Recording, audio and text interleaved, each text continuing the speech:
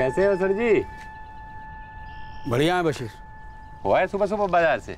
हाँ, वो चॉकलेट लाए हैं पोते पोतियों के लिए। कहीं बाहर जा रहे हैं क्या? बनारस जा रहे हैं बेटे के पास। 3 दिन में लौट आएंगे। अच्छा है। खुदा हाफिज सर जी। खुदा हाफिज बशीर मियाँ।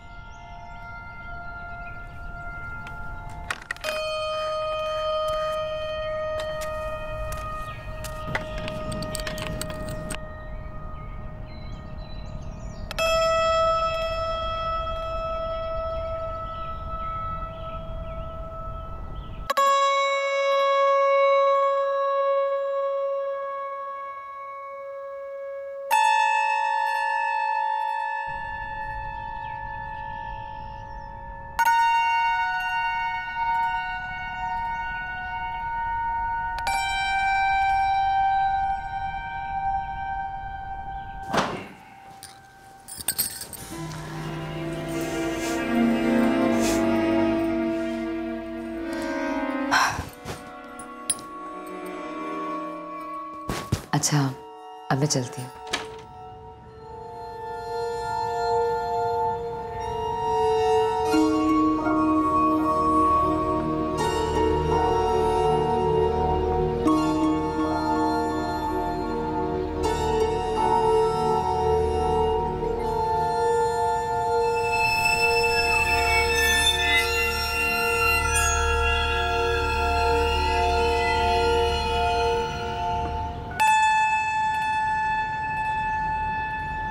जी, अस्सलाम वालेकुम। आप कहीं जा रहे हैं? हाँ, बनारस जा रहे हैं। अच्छा, अपने बेटे के पास? हाँ, बेटे के पास। फिर तो लंबे वक्त के लिए जा रहे होंगे? नहीं, 3 दिन में आ जाएंगे। जी, खुदा हाफिज। खुदा हाफिज।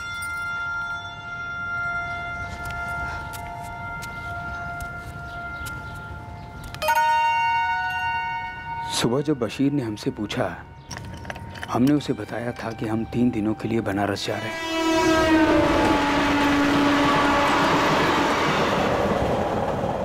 और फिर बशीर की बीवी सायरा ने हमसे वही सवाल किया और हमने वही जवाब दिया। लेकिन हमें कुछ खटका।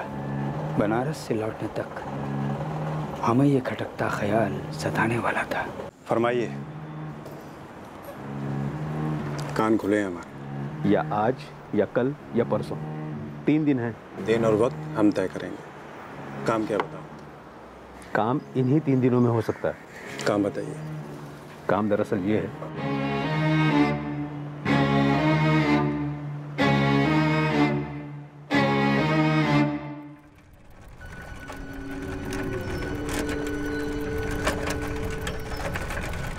बनारस से 3 दिन बाद लौटते समय हमारी चिंता और बढ़ गई थी कि कुछ हुआ ना हो, कोई अनर्थ।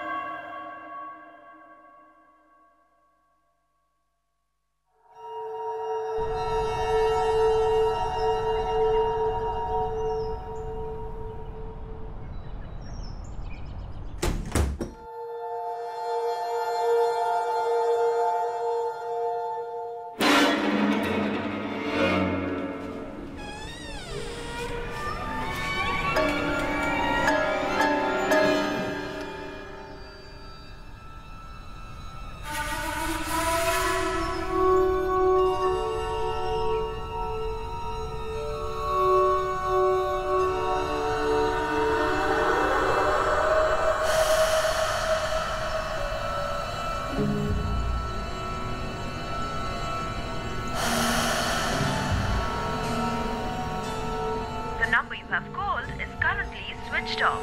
Please try again later. Thank you.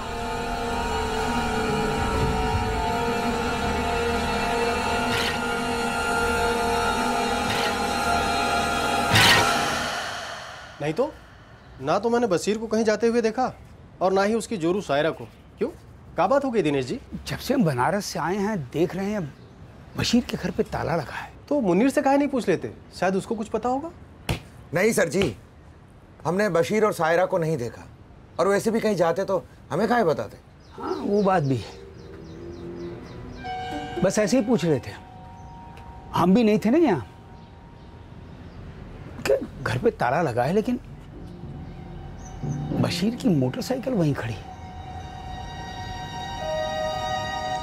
हाँ तो 3-4 दिन हो गए हैं, बशीर मियाँ की दुकान पर भी ताला लगा है, इस तरफ तो आए नहीं। अच्छा,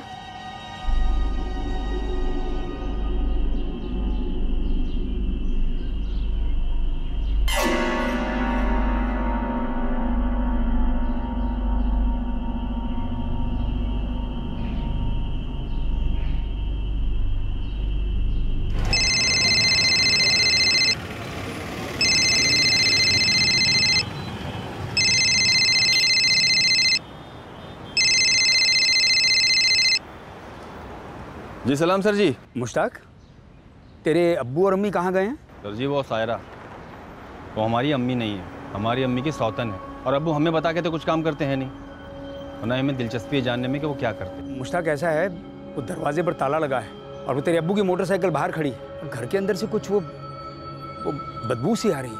सर अब फिरोजाबाद की बदबू यहाँ आगरे में सूंघ कर कैसे बता दूँ? मुश्ताक हमें कुछ गड़बड़ लग रहा है। अब आप ही देख लो सर जी क्या करना है, अब्बू ने सायरा को मारा है या सायरा ने अब्बू को मार दिया।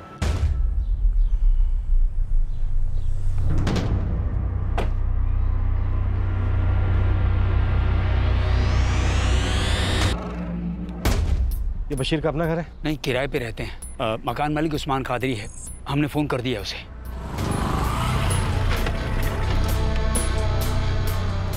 अब ये मेरा लगाया हुआ ताला नहीं है, इसे बशीर ने लगाया होगा। अब इसकी चाबी नहीं है मेरे पास।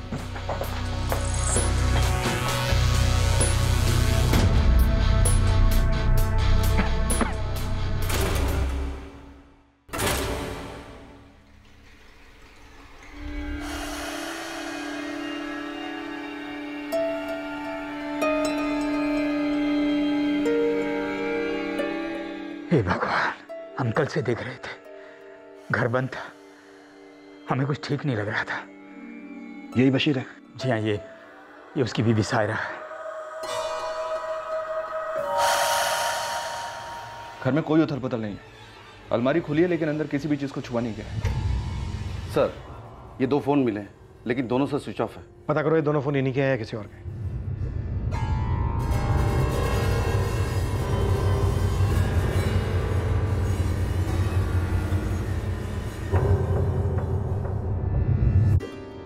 सर ये जो सायरा है इसके बदन पर गहनों के निशान तो हैं लेकिन गहने नहीं हैं।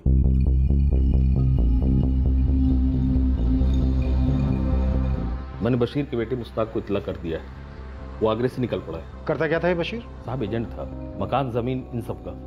सायरा? जहां तक मुझे पता है ये कहीं बाहर काम नहीं करती थी, घर संभालती थी।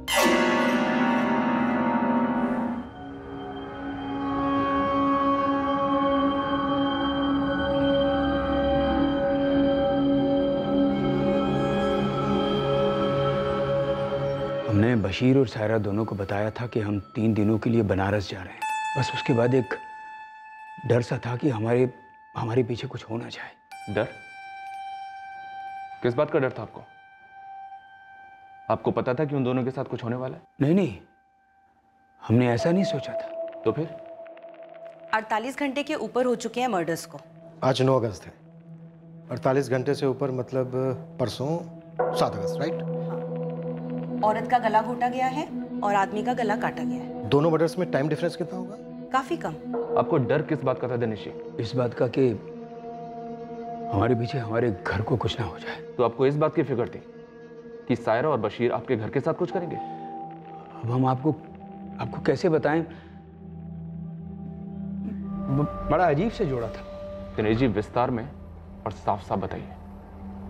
सर दोनों ही फ़ोन का पता लग गया है, एक बशीर अहमद का है, दूसरा सायरा अहमद का। लेकिन सर दोनों ही फ़ोन के पूरे कॉल डिटेल्स को डिलीट कर दिया गया है। नेटवर्क सर्विस प्रोवाइडर से कहो कि तुरंत कॉल डिटेल्स निकलवा के दें। जी सर।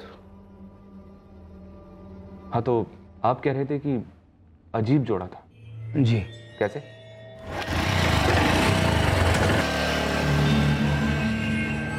हम आर्मी से रिटायर हैं, हम अपने कंपाउंड में बैठ के उसे देखते थे। पहले बशीर काम के लिए निकलता था और फिर उसके बाद सायरा। तो इसमें अजीब क्या था? पति घर से निकला नहीं और पत्नी तुरंत। क्या मतलब? अब क्या बताएं आपको, आप मोहल्ले में किसी से भी पूछ लीजिए, सायरा का चाल चलन ठीक नहीं था। दिनेश जी उस बात का आपके डर से क्या ताल्लुक है वो बताइए। हमें डर था कि हमारे घर को कुछ ना हो जाए। हमसे ज्यादा तो दिनेश जी बता पाएंगे क्योंकि वो उनके पड़ोसी हैं। जो 3 दिन घर पर थे नहीं, 5, 6 और 7, 8 को लौटे हैं वो। और ये डबल मर्डर केस हुआ है 7 अगस्त को। हमको तो कोनो मतलब है नहीं, लेकिन सब बातें करते हैं, सब जानते हैं। क्या बातें करते हैं? क्या जानते हैं? यही कि जो बशीर की जोरू थी ना सायरा, वो उनसे तकरीबन 19 साल छोटी थी और उसका चाल चलन भी ठीक नहीं था। ये बशीर का बेटा मुश्ताक और ये इसकी बीवी तबस्सुम।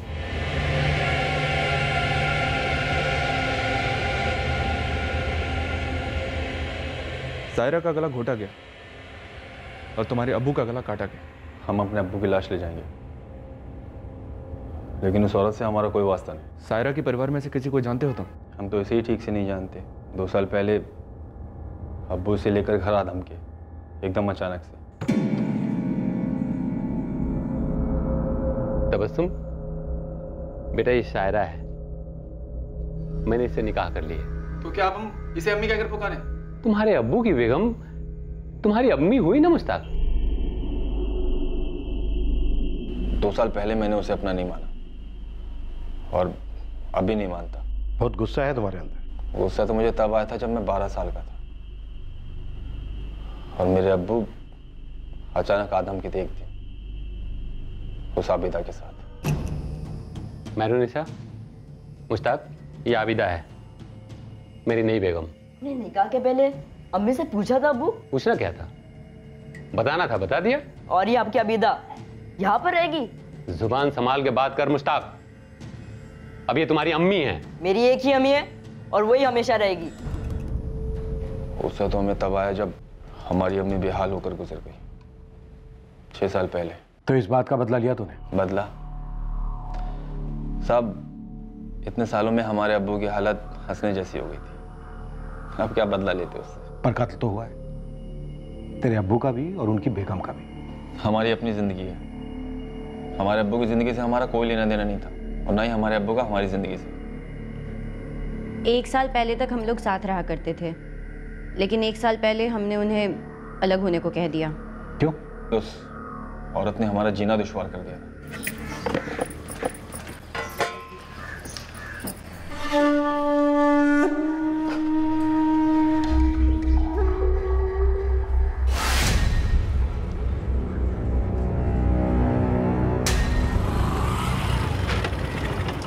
हाँ जी, हाँ जी, आप कल आ जाइए, मैं आपको ज़मीन दिखा देता हूँ, उसके बाद बैठ के बात कर लेंगे आराम से।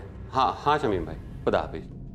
अब किस बात के लिए छाती पीटने आया है? छाती तो आपको पीटनी चाहिए अब्बू, शर्म के मारे। क्या बकवास कर रहा है? ये कैसी औरत को घर लेकर के आया, वो आपका घर बसाने के बजाय दूसरों के घरों में मुंह मार रही। जुबान को लगाम दे मुश्ताक। मेरी जबान को छोड़ो अब्बू, ये दुनिया ना अंधी है ना बहरी, और गूंगी तो बिल्कुल नहीं है। सब जगह थू थू हो रही है कि तेरे अब्बू की बीवी न जाने कितने लोगों के बिस्तर गर्म करती है। अच्छा, तो तूने मुझे किसी मर्द के साथ देखा, तू क्या कर रही थी वहाँ? तू किसके साथ थी वहाँ? ए सायरा, हर औरत तुम्हारे जैसे नहीं होती है। बीच में ना पड़, कह देती हूँ मैं तुझे। सायरा, तू थी खालिद के साथ? क्या आप भी? वाह वाह वाह, इस घर में ना पूरी शरीफों की टोली है, टोली। तो शरीफों के सरदार, आप भी कान खोल के सुन लीजिए। आपका ये जो नवाबजादा है ना, 1 नंबरी ठरकी है, ठरकी। गंदी नजर रखता है मुझ पे ये। वाह, अब हम पे इल्जाम लगा रही है। क्यों? झूठ बोल रही हूँ मैं? उस दिन जब मैं नहा कर निकली थी, किसने हाथ पकड़ा था मेरा? किसने बदतमीजी की थी मेरे साथ? बोलो। ये झूठ बोल रही तबस्सुम। मैं झूठ बोल रही हूँ? झूठ तुम बोल रहे हो मुश्ताक। उस दिन मेरे पास आया और मुझसे बोलने लगा कि तबस्सुम और अब्बू बाहर गए हैं, यही सही मौका है। फिर इसने मेरा दुपट्टा खींचा, जैसे तैसे मैंने अपनी इज्जत बचाई और वहां से भाग निकली मैं। वरना न जाने आपका ये शरीफजादा क्या क्या करता मेरे साथ। और मुश्ताक, तू आता है मेरे पास इसका इल्जाम लेके? ये औरत कुछ भी बोल सकती है, कुछ भी कर सकती है। आज हम फैसला कर देते हैं अब्बू। निकल जाइए आप दोनों यहाँ से। ये घर मेरा है मुश्ताक। लेकिन चलाते हम हैं। हमारे गैराज की कमाई से रोटी और बोटी दोनों आती है यहाँ। हमें भी अब इस औरत की शक्ल नहीं देखनी। अगर ये यहाँ पर रहेगी तो मुश्ताक पर तो डोरे डालेगी ही, पूरे घर को कोठा बना के छोड़ देगी।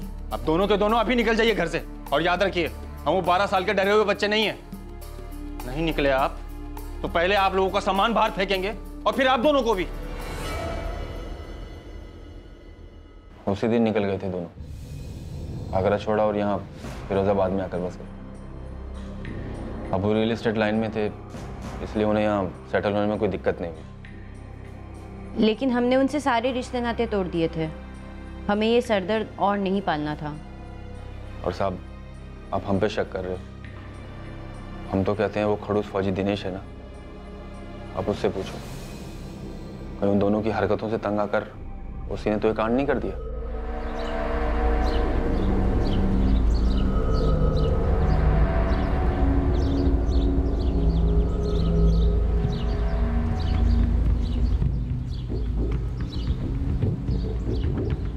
बशीर अहमद को दफनाया गया, सायरा को भी। क्राइम सीन से पुलिस को ऐसा कोई भी सुराग नहीं मिला जो इस डबल मर्डर पर रोशनी डाल सकता। बशीर के मोहल्ले और सारे फिरोजाबाद शहर में खबरी फैला दिए गए और आगरा में भी इन्फॉर्मर्स एक्टिवेट किए गए, जहां बशीर का बेटा मुश्ताक और उसकी पत्नी तबस्सुम रहते थे और बशीर भी 1 साल पहले तक वहीं रहता था।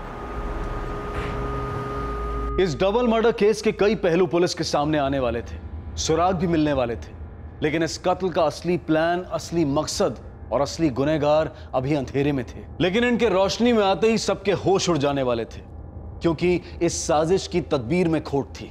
ये षड्यंत्र फेल हो गया था। तो ये सायरा थी, बशीर अहमद की बेगम, बड़ी रंगीन मिजाज की थी। इसके कई सारे चक्कर थे जनाब। इसके चक्कर रायते की तरफ फैल गए थे जनाब।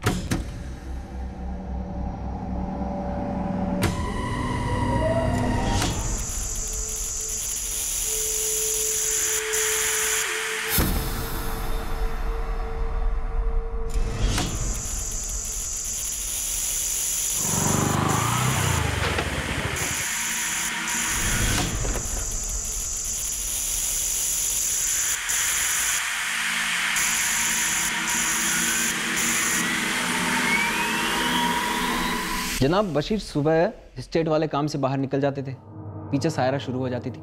कभी किसी के घर में, सब कभी कभी तो खुद के ही घर में। मुझे टिप चाहिए। ये मर्डर क्यों हुए, दोनों को एक साथ कौन मारेगा और क्यों? जनाब, मैं तो लगा हूँ, लेकिन किसी को कुछ ना कुछ खटका है जनाब। अब ये खटास पुरानी है नहीं है ये पकड़ में नहीं आ रहा है। पर एक बात है।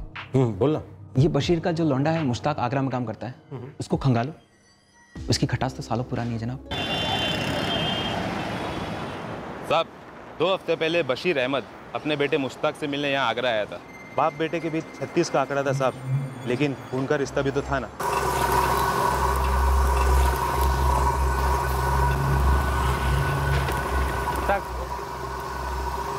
तो कुछ बात करनी है। आना, कहीं बाहर चलते हैं। बैठ।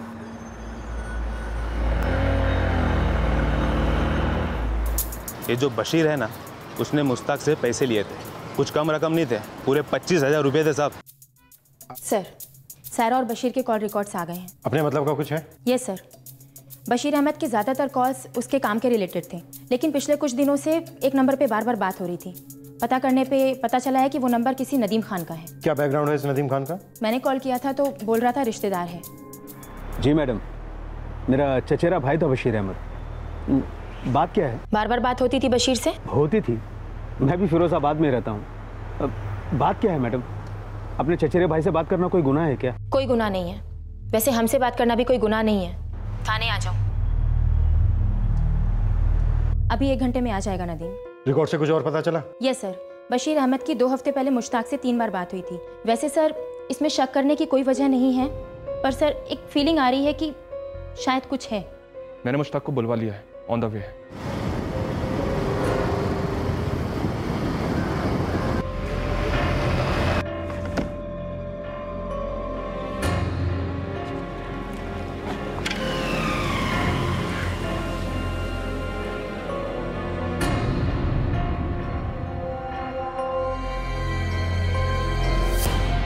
और ये ex army man Dinesh Singh 6 साल पहले रिटायर हुआ था सर, अभी अकेला रहता है। बशीर के साथ कोई अनबन? ऐसा कोई वाकया सामने तो नहीं आया है, पर शायद सायरा की हरकतों से परेशान रहा करता था वो। और ये 3 दिन के लिए बनारस जाता है और तभी उसके पीछे एक कांड होता है। अजीब सा डर था उसे सर कि उसके घर को कुछ होगा, या तो चोरी होगी या फिर कुछ और होगा। अगर ये दोनों मर्डर्स तब हुए होते जब वो अपने घर पर था तो उसने जरूर नोटिस किया होता। या सर ये भी तो हो सकता है कि दिनेश खुद हो इन दोनों मर्डर्स के पीछे। कहीं बाहर जा रहे हैं क्या? बनारस जा रहे हैं बेटे के पास। फिर तो लंबे वक्त के लिए जा रहे होंगे? नहीं, 3 दिन में लौट आएंगे। एक साजिश रची गई, एक प्लान बनाया गया। इस डबल मर्डर का कोई एक मास्टरमाइंड है और इसे अंजाम किसी और ने दिया।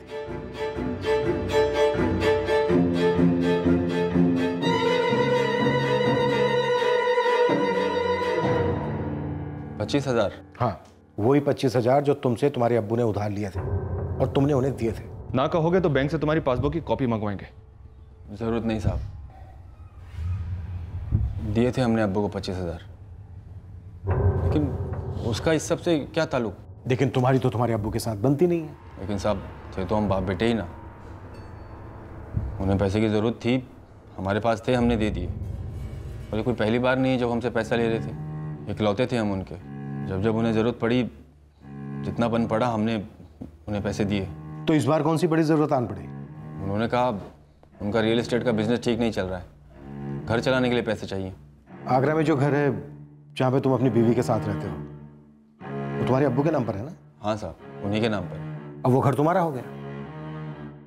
तुम्हारे अब्बू की मौत के बाद सायरा जिंदा होती तो वो घर सायरा के नाम पर जाता, लेकिन सायरा भी मारी गई। तुम्हारे रास्ते के दोनों कांटे हट गए। किसे सुपारी दी थी या खुद काट डाला? आप हम पे वाहियात इल्जाम लगा रहे हैं साहब। साहब हम गरीब हैं, इसका मतलब ये नहीं आप कभी भी उठवाकर कुछ भी कबूल करवा दोगे। साहब हम आपसे आखिरी बार बोल रहे हैं, हमारा हमारे अब्बू और उनकी बेगम के कत्ल में कोई हाथ नहीं है। अब हम जाएं? अभी के लिए जा सकते हो।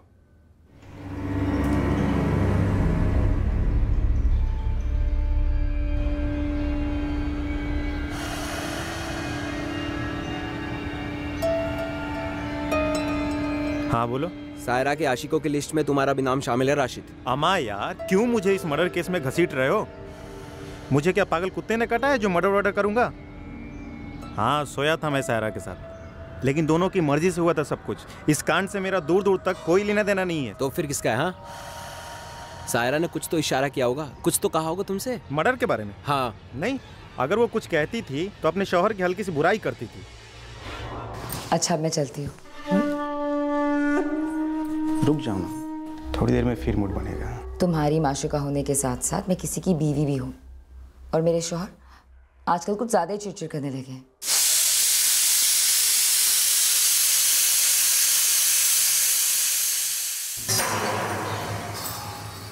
कहाँ थे तुम दिन भर?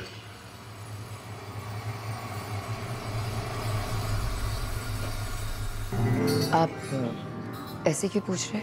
सायरा, मुझे पता है कि तुम अभी जवान हो और मैं बूढ़ा हो चुका हूँ। मुझे ये भी पता है कि मुश्ताक ने जो बात कही थी वो सच है। आप भी मुझ पे इल्जाम लगा रहे हैं? इल्जाम लगाने का वक्त खत्म हो गया सायरा। अब मैं चश्मदीद गवाह हूँ तुम्हारे अयासी का। पिछले 1 हफ्ते से मैं तुम्हारा पीछा कर रहा हूँ। वो सारे दरवाजे मुझे पता है जहां से तुम निकली हो। वो सारे चेहरे मेरे आंखों के सामने हैं जिनके साथ तुम, अरे और तो और कुछ लोग तो यहां भी आने लगे हैं। खुल्लम खुल्ला धंधा शुरू कर दिया है तुमने। आप जैसा समझ, वैसा ही है। अपनी सफाई देने की कोई जरूरत नहीं है मुझे। एक मेरी पहली बीवी थी मेहरुनिसा। आबिदा को लेके मुझे जिंदगी भर माफ नहीं की, लेकिन अपनी हया के दहलीज को कभी पार नहीं किया। आबिदा को मुझसे नहीं जमी तो मुझे छोड़ के चली गई, लेकिन कभी मेरा नाम गंदा नहीं किया उसने। अरे तुम हो। अब चाहते क्या है? अरे बंद करो ये अपनी घिनौनी हरकतें। उम्र की इस दहलीज पे मुझे प्यार मोहब्बत मिले या ना मिले, मैं काम चला लूंगा, लेकिन ये बेइज्जती और जिल्लत की जिंदगी में बर्दाश्त नहीं कर पाऊंगा। दिन रात नजर रखते हैं मुझ पर, अब रंगे हाथ पकड़े जाने का मुझे कोई शौक तो नहीं। फिर कब मिलोगी?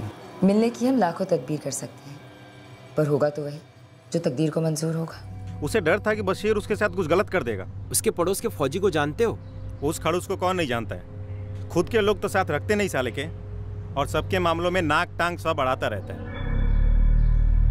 बशीर भाई तो अब दुनिया में है नहीं। जब प्राइवेट में बात हुई है वो बोल रहे हैं। सब कुछ बता देना थी। बात दरअसल ये है कि बशीर भाई सायरा को लेकर बेहद परेशान थे। इन दोनों से कौन इतना परेशान था नदीम कि जिसने इन दोनों को मार दिया या मरवा दिया? बशीर भाई के बारे में बोल सकते हैं, सायरा को तो हम ठीक से जानते तक नहीं। तुमने 7 अगस्त के दिन बशीर को फोन किया था, मर्डर के दिन।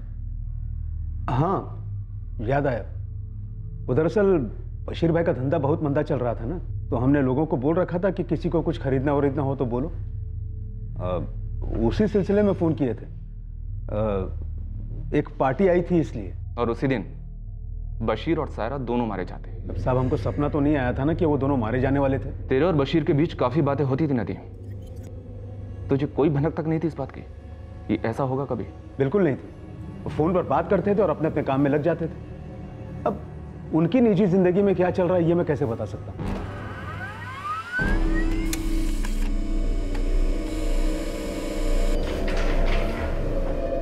सर ये retired army man Dinesh Singh 5 से 7 अगस्त तक बनारस में ही था, 8 अगस्त को यहाँ पहुंचा। सर अगर हम इस आर्मी मैन को गुनहगार मान के चलते हैं तो इसने बनारस से ये दोनों कत्ल कैसे किए? मतलब उसने किराए के हत्यारे बुलाए होंगे, पर सर उसके कॉल रिकॉर्ड से ऐसा कुछ भी नहीं मिला। बहुत ही बारीकी के साथ प्लानिंग की गई है, इतनी बारीकी के साथ कि एक भी सुराग, एक भी सबूत मिलना हमारे लिए मुश्किल हो सकता है। खुदा हाफिज।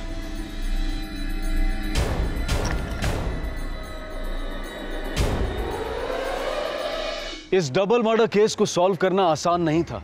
ना तो मास्टरमाइंड के बारे में कोई इशारा मिल रहा था और ना ही इस कत्ल के मकसद के बारे में कोई सुराग। पर पुलिस को इस षड्यंत्र के बारे में तब पता चला जब इस मर्डर को प्लान करने वाले और उसे अंजाम देने वाले के बीच अनबन हुई।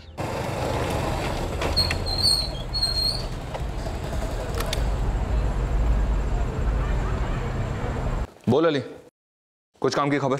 जनाब मेरे पास एक छोटा सा कीड़ा है, आप अपने कांटे में फंसाइए और देखिए कौन सी मछली हाथ लगती है। क्या कीड़ा है तेरे पास? जनाब मैंने 1 घंटे पहले साजिद को देखा। एक ऑमलेट फ्राई और कर दे चाचा।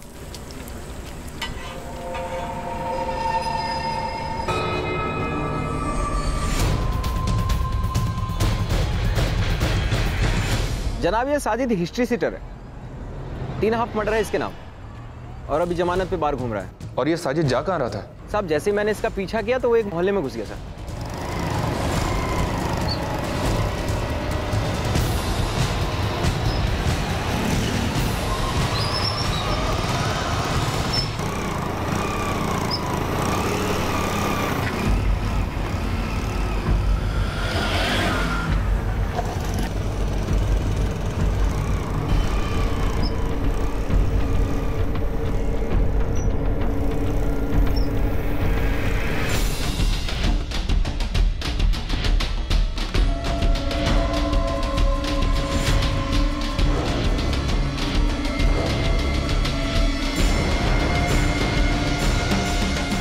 जनाब वो वहां पर चुपचाप खड़ा रहा, जैसे कोई जानवर घात लगा कर नहीं बैठता है वैसे ही। फिर क्या हुआ? मैंने सोचा इससे पहले ये कोई कांड करे मैं आपको फोन घुमा देता हूँ, लेकिन जनाब उतने में वहां पे कोई आ गया। कौन आया वहां?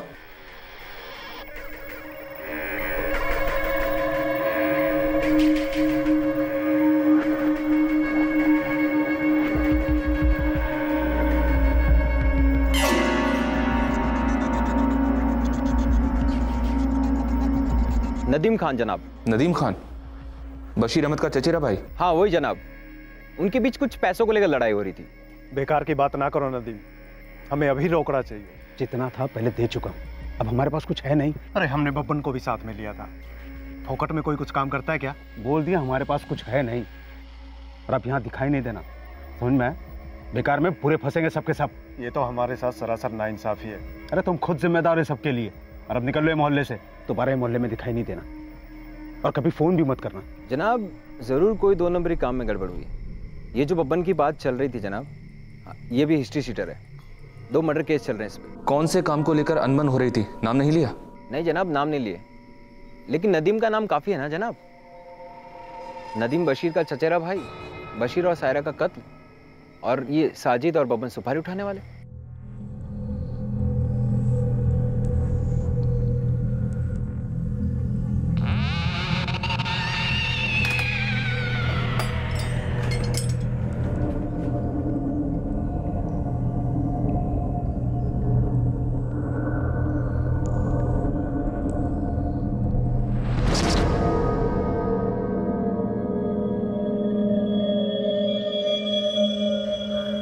कितना है बेटा? 25,000 है। लेकिन मुझे तो 50 की जरूरत थी। नहीं अब्बू, अब्बू आप कहीं और काम क्यों नहीं ढूंढते? फिरोजाबाद से निकलिए। हाँ, ऐसा ही कुछ करना पड़ेगा। मुश्ताक, मैंने अपनी सारी ज़िंदगी आगरे में गुजारी है। काफ़ी लोग मुझे यहाँ जानते भी हैं। मैं सोच रहा था कि मुझे यहाँ कोई ना कोई ढंग का काम ज़रूर मिल जाएगा। इसलिए बेटा मैं ये कहना चाह रहा था कि थोड़े दिन के लिए सही, लेकिन मुझे अपने घर आने दे। आप अकेले आ सकते हैं, लेकिन वो औरत उस घर में नहीं लौट सकती। वैसे तो सही था मुश्ताक, सायरा मेरे हाथ से निकल गई, मैं उसे संभाल नहीं पाया। नहीं अब्बू, आप अपनी फितरत को संभाल नहीं पाए। अम्मी थी, हम थे, लेकिन आपको अपने परिवार की अहमियत कभी हुई ही नहीं।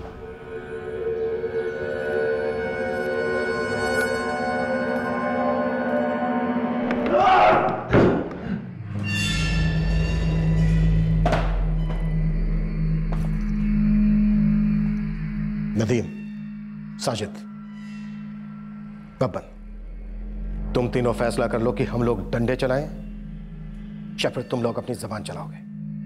नदीम, तूने किस काम के लिए साजिद को पैसे दिए? और साजिद, तूने किस काम के लिए बब्बन का साथ लिया? सोच लो। तुम तीनों में से जो सबसे पहले बताएगा वही 1 पीस में जेल जाएगा। ये बशीर भाई, कैसे याद किया? क्या तकलीफ? सायरा बड़ी देर से आंखें खुल रही है। मैं देर से पर दुरुस्त। पिछले 2 साल में मोहल्ले के हर मर्द के बिस्तर में खेल चुके हैं। आपके बिस्तर में भी कईयों के साथ खेल रही है। पूरे मोहल्ले में एक मजाक बन के रह गया हूं मैं। तो बताओ, हमको काहे बुलाया है? घर के सारे बिस्तर गायब करवाने? नहीं, सिर्फ सायरा को उठवाना है, मरवाना है। अब ये काम हम नहीं कर सकते। हाँ, पर आपकी मदद जरूर कर सकते हैं। तो करो मेरी मदद। रोकड़ा लगेगा। कितना? यही कोई 50,000 कहीं नहीं गए, समझ लो। एक भरोसे का बंदा है जो सुपारी लेता है। ठीक है।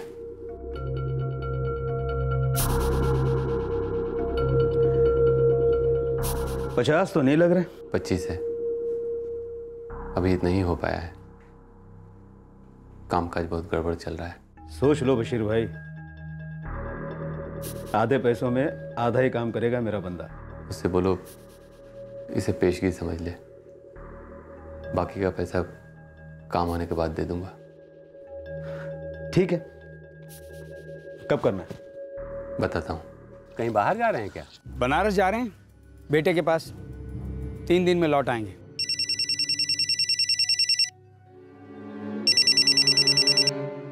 हाँ बोलो बशीर भाई। आज से अगले 3 दिन, बस इतना ही टाइम है अपने पास। ठीक है बशीर भाई, मैं अपने बंदों से बात करता हूँ।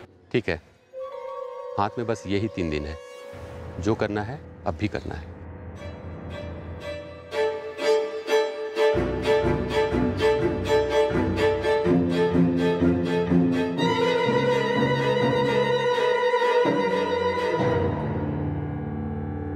या आज या कल या परसों, 3 दिन है। दिन और वक्त मैं तय करूंगा।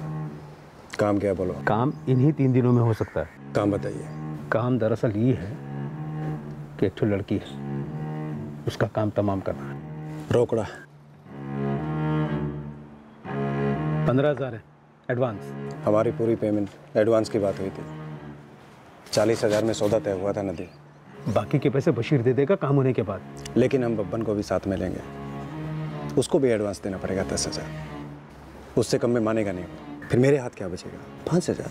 काम फटाफट कर दो आजकल में, और लगे हाथों बशीर से बाकी के 25,000 भी ले लो।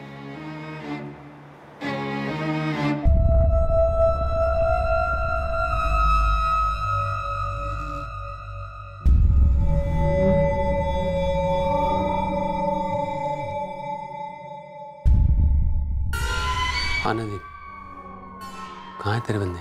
आपके घर के बाहर टेम्पो खड़ा है, 2 बंदे हैं उसमें।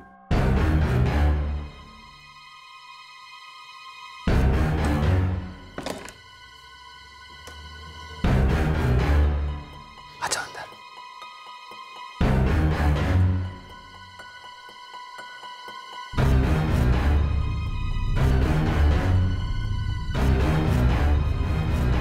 खत्म कर दो इसे।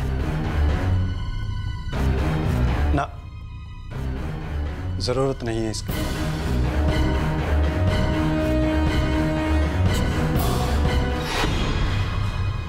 अब लाश को ठिकाने लगा दो, किसी ऐसे जगह दफनाओ जहां कोई आता जाता ना हो। सब कुछ हो जाएगा, लेकिन पहले बाकी के 25,000। पहले लाश को ठिकाने लगाओ, पैसे मिल जाएंगे। पहले पैसे चाहिए। अरे यार बोल रहा हूं ना, कल या अधिक से अधिक परसों तक 25,000 तुम्हारे हाथ में होंगे। बात सुन, खैरात में ना मैं अपने बाप के लिए सुपारी ना उठाऊं। और नदीम ने कहा था काम पूरा होते ही पूरा पैसा मिलेगा, वो भी कैश। अरे यार पैसे नहीं है तो क्या करूं मैं? 1 मिनट, ये लो, जो है सब लूट लो। ये कहने मैंने, जो चाहो ले लो, लेकिन लाश को ठिकाने लगा दो। अरे तुझे हम क्या दिखते हैं बे? 2 टके के किराएदार जिनसे तू मोल भाव करेगा? अबे हम हत्यारे हैं, अभी अभी तेरी बीवी को ताजा ताजा खत्म किए हैं। हमसे होशियारी करेगा? पैसे नहीं है तो मैं क्या करूं? तो भी ठीक है, लाश यहीं रहेगी, हम ठिकाने नहीं लगाए। चल बब्बर। भाई लोग, अगर लाश को ठिकाने नहीं लगाए ना तो मैं पुलिस को बताऊंगा कि तुम दोनों चोरी करने के लिए मेरे घर में घुसे थे, मेरे बीवी के सारे गहने जेवर लूट लिए और इसका कत्ल भी कर दिए। अरे मैं बोल रहा हूं ना कि 2-1 दिन में पैसे दे दूंगा।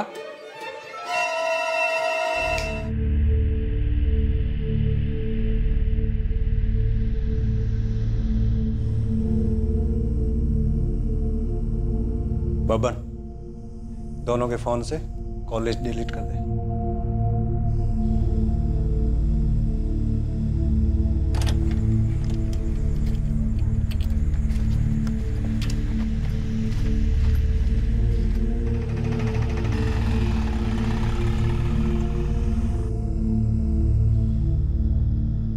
बशीर सायरा को मरवाना चाहता था और खुद भी मारा गया सायरा के साथ। तुम दोनों ने पैसों के लिए सुपारी उठाई, पूरे पैसे भी नहीं मिले और उल्टा डबल मर्डर का चार्ज लग गया। और तीसरा आरोपी तू है नदीम। मतलब तुम तीनों की जिंदगियां तबाह हो गई और 2 लोगों की जान गई। अब जरा सोचो कि किसको क्या मिला।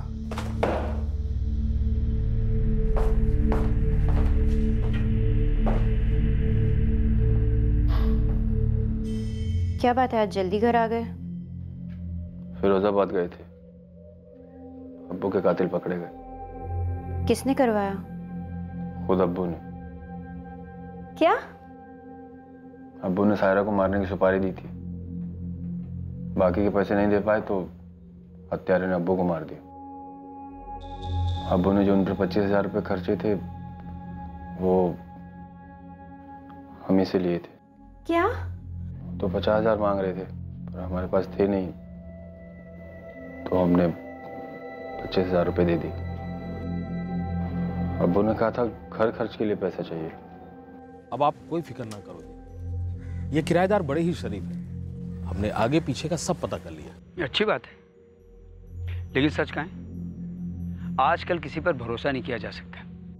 अब देखिए ना, हम सिर्फ 3 दिनों के लिए बनारस गए थे और हमें डर था कि हमारे घर में कोई चोरी होगी, डकैती होगी, कुछ होगा। लेकिन निकला क्या, हमारे पड़ोस में किसी और चीज की तदबीर की जा रही थी। अब दिमाग में और घरों की चार दीवारी में क्या पकता है, ये भला कौन बता सकता है।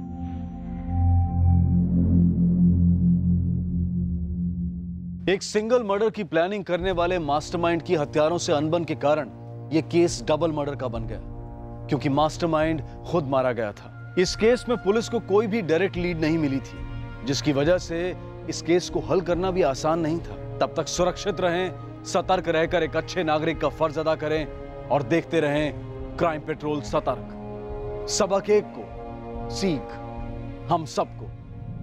जय हिंद।